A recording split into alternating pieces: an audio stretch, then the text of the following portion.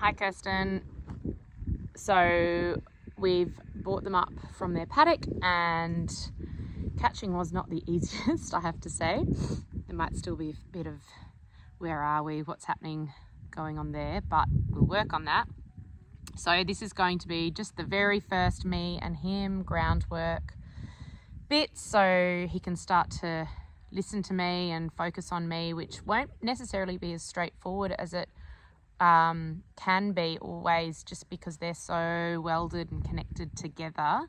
But that's my aim, just the two of us focused on each other and starting to set up that little bit of language where we are speaking the same one.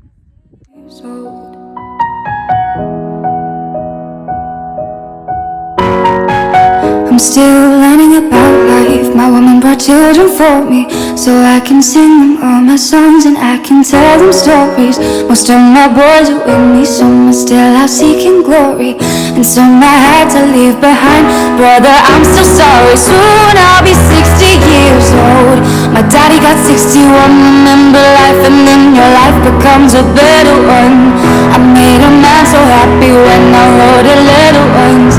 I hope my children come and visit once or twice a month. Soon I'll be 60 years old. Will I think the world is cold, or will I have a lot of children who can warm me? Soon I'll be 60 years old.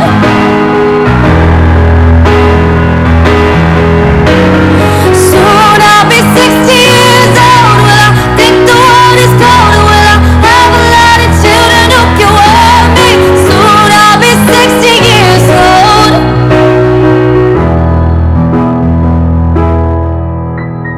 Once I was 7 years old, my mama told me, go make yourself some friends or you'll be lonely. Once I was 7 years old.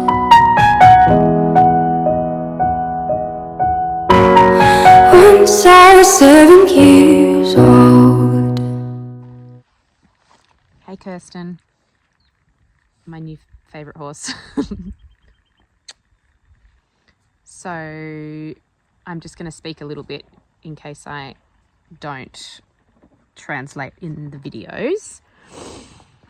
So we have just done some beautiful space exercises. So I'm leading him around to begin with and trying to establish that he needs to just give me the correct amount of space when we stop each time. Now, you might see at the beginning I have to be quite big in asking him to do that, partly because, you know, there's a bit of a size disparity there, but it makes a very clear message, and it's a couple of times of making those big body gestures that maybe shocks them back a little bit into being out of your space, but then that's a very clear understanding that we have, and you can see now he's like, yep, I get it, doing that, easy peasy. Granted, he did lead beautifully prior to doing any of that stuff, but that's just a simple first easy transaction. We've just done some softening and bending and stuff with the halter, and as if I've got the rein here. So that's just getting ready that he will understand that when I'm asking him to bend in that way, that his feet stop moving as well. And I've got a bit of a hand. Babes, back you go. Good boy. I've got a bit of a hand sort of, connection with his neck as well when I do that, just so that it's a simple understanding of when we move to the saddle. If my feet are on you and my rein is bending, we're moving around. But if my feet are not on you and my hand is on you and you're bending, that's a stop. And that's just the way I do it with getting them ready for the first time that somebody is on them. So you've got that very easy, it's okay, we just stop now, without having to pull or do anything like that. So I feel like he's quick. He just picked everything up, whoop, whoop, whoop, like that. And the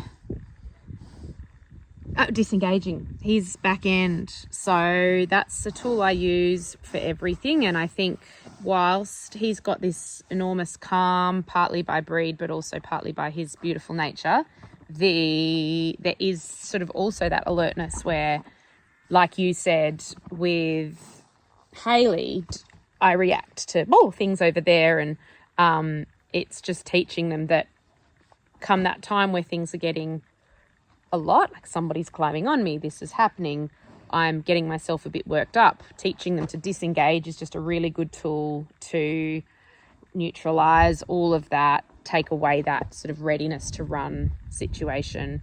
And it's, again, I think important with all horses, big or small, but particularly big, for them to know that when you're asking them to move away from you, they will yield their hind. It just makes them a pleasure to be around. I have ponies who are not that, and I wish I'd done more of that when they were younger. Anyway, what a beautiful animal, what a beautiful boy. We seem to be, I will now treat him at the end, so that's sort of how it works for me. I feel that the hand connection and not food connection it works for me. I mean, he's such a quick little horse. If you're wanting to do things differently, once he's back with you, he's gonna respond to everything. But for me, I feel that really makes, he's already looking for my hand. He's looking for me to tell him he's a good boy with what we've just done in each thing. And so then when I'm climbing on him, those same feelings are positive. So, hey babes, what's that? Oh, Hugo, terrifying Hugo. There we go. Good boy.